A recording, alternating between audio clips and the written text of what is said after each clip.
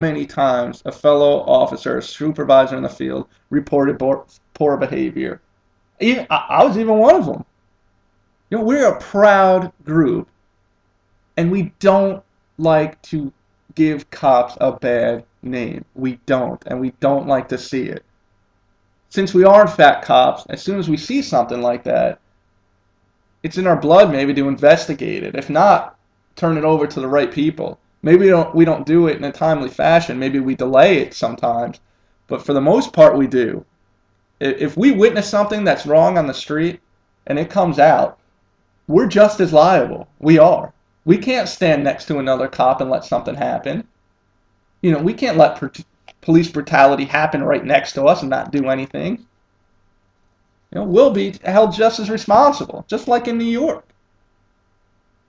Now, I will say this. I will say some departments, they'll transfer an officer or they'll move them somewhere to get them maybe out of the street or maybe out of something they've been doing for too long. Because, yeah, when you deal with that stuff over and over every day, it can be really, really hard on physically and mentally. So yeah, so they'll take an officer and move them to like a school resource officer, and it's almost like having a new career, or move them into detective, and it's the person that you knew 10 years ago when they first got in this.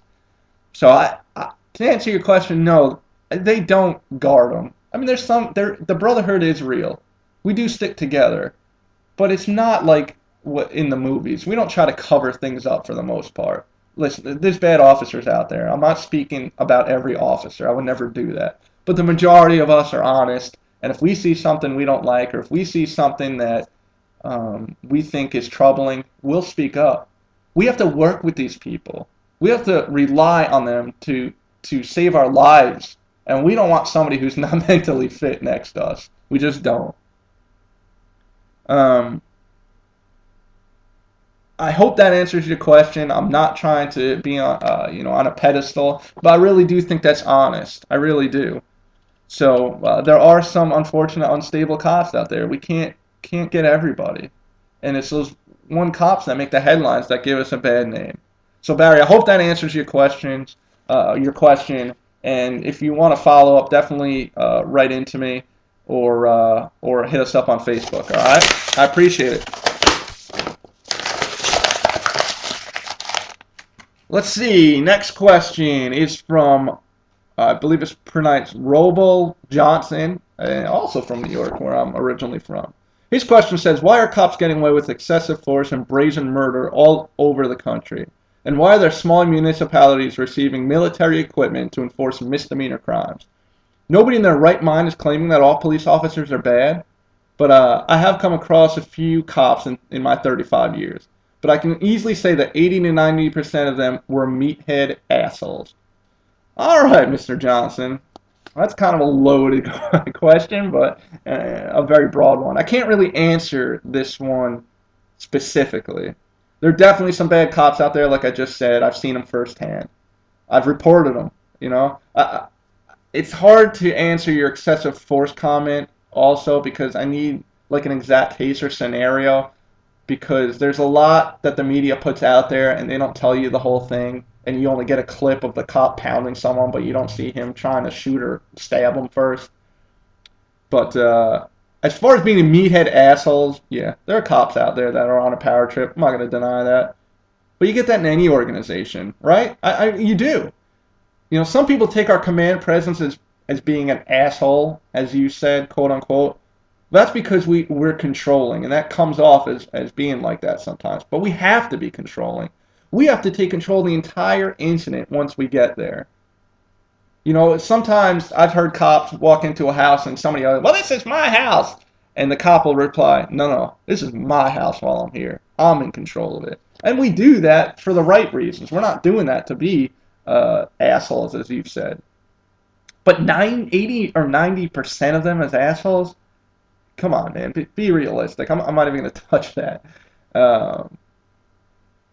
Usually people who talk like this have either been arrested or have had issues, pertaining to what a cop did, either charging them or have a problem, with the judicial system. But when I hear this, it's usually someone who's been arrested and it doesn't agree with what they were charged, honestly. Um, and as far as the military equipment used in small municipalities as a problem, man, I couldn't disagree with you more. Why shouldn't we have them? You know, if the officers are properly trained, which they usually are, why not have them? Crowd control and riots are extremely dangerous, and they're a volatile situation. You know, if I was a citizen in the middle, I'd want police to use everything and everything that they have to gain control of it. You know, I mean, within the law, but... And by the way, it works. It freaking works. Police love to prevent rather than react. Most police organizations are built to react. But we love to prevent. You know, those armored vehicles and heavy artillery out there, they set a command presence which leads to prevention. That's the whole point.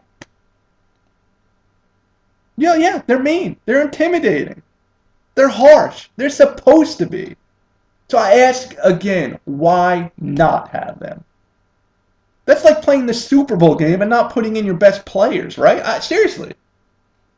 I never got this argument. Maybe I'm not seeing something that you are, folks, and feel free to tell me. But they're only used in isolated situations. We're not in Nazi Germany where we're roving the streets with it. We use them when needed. I hope that answers your question. And if anyone disagrees with me or wants to support me, man, write in. You know, policingblackandwhite@yahoo.com is probably the best way to email me. Or on Facebook, Policing Black and White. Just look us up on Facebook. Last question, folks, and then we'll get out of here, okay? Question that Ian Jacob wrote. What's your favorite donut? I like the French cruller. Them shits are banging. Should cop wear video cameras? I don't think so. What about you? All right. I'm going to answer this kind of quickly because we're running out of time, but this is another good question. First of all, I like glazed donuts. They're my favorite. I loved them before I was a cop. I ate them in the academy. You will not take my donuts away. As far as the cameras go, my department used cameras for the last year. At first, I really despised them. I thought they were like bulky and just a nuisance to turn on and off all the time. We got enough to deal with our radio and driving and our computer. I thought it was a nuisance. Plus, it made us look like RoboCop. We had to wear them on like they offered us like a headband and eyeglasses. I thought it just looked ridiculous. But then I had my shooting, and that kind of changed the whole thing. My whole shooting was caught on video. You know, as a matter of fact, I think mine was one of the first shootings caught on video in my state.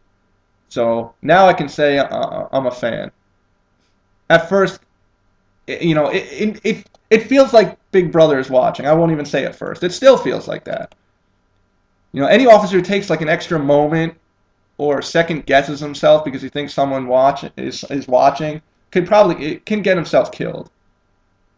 You know, this country's police force was built on the officer having discretion, and I think it works. I really do. But picture this. Let me put this out there real quick. Picture this. You're at work, and every single thing you're doing is recorded. You know, I understand that some people they work in banks and you know, deal with cash, but to a certain extent. But every single action is recorded. And here's the kicker. They are actually reviewed and critiqued all the time. You know, we deal with the roughest, angriest, and most disturbed people you can think of. I know I used to curse and change my tone with some people just to gain their trust and to get them talking. You kind of lose that with cameras. You do. But here's something that people don't think of, is the cost of these cameras. You know, if you have officers out there that you have 200 officers, you know, on the street a day, and they each record, I don't know, 5 videos, which isn't much. We're not talking about a huge department here. You know, that's 1,000 videos a day. And these are kind of set up like a cell phone. You pay a minimal amount for your phone, but then you have to have the data plan. And that data plan, folks, is expensive. You know, you have to store some of this stuff for up to 3, 5, forever. Some stuff you have to have recorded and stored forever. You know, and that data plan adds up. So your fight for cameras is great, but don't complain when your taxes go up because you have to pay for them. Well, keep that in mind. All right? I hope that answers your questions about the cameras. Again, love to hear from you. And I cannot wait to hear some of your responses to to these questions and my discussion on the headlines. I cannot wait to hear them. I really can't. I can't wait to hear about people's, their viewpoints, and to have a great discussion about my views and to hear your views and educate me. I am so excited, and that's what this show is about. This was a very, very calm show compared to what could have come, but I feel like that was necessary to get everything in. Folks, I appreciate it. Thanks for giving me your time. Again, policingblackanwhite@yahoo.com, and hit me up at Facebook. Just look up Policing Black and White. I appreciate it, folks. Peace within, and peace out.